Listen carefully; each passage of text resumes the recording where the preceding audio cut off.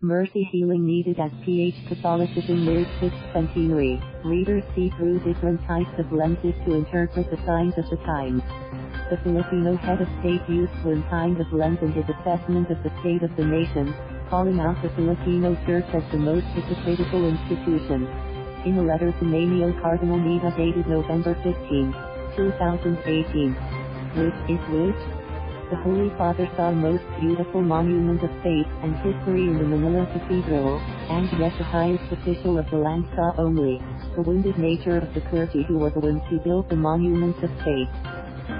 The same dissidence led to the socio-religious revolution that culminated in the absolute separation from Rome, giving birth to the Aglipayan Church. Left, mostly in the countryside, taking over Catholic churches, convents, property, and land.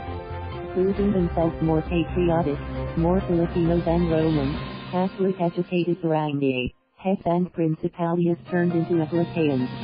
The Philippine Independent Church, Aglipayan Church, drafted its own legislation, ordained its own clergy, officiated its own sacraments and civil marriages, and proclaimed its own saints, like Jose Rizal.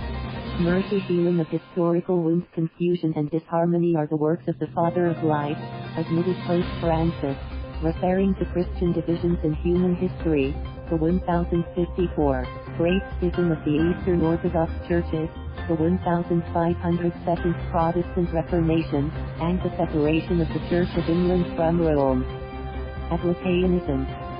The pastoral letter was signed by Archbishop Rev. Dr. Cruz on March 16, 1998.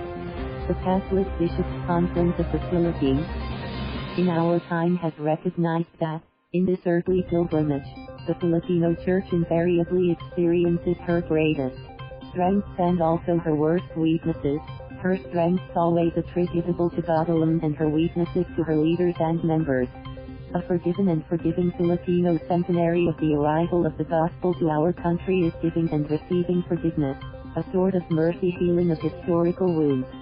Although easier said than done, we can aim at liberating both our personal and communal consciences from all forms of resentment, and heavy in the hard kind of baggage of history.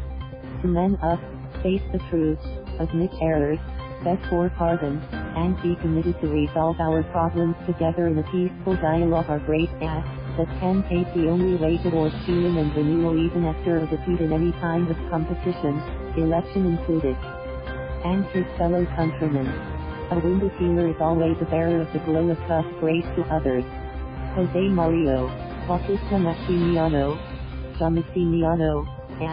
@mail.com. Thank you for watching. Please subscribe.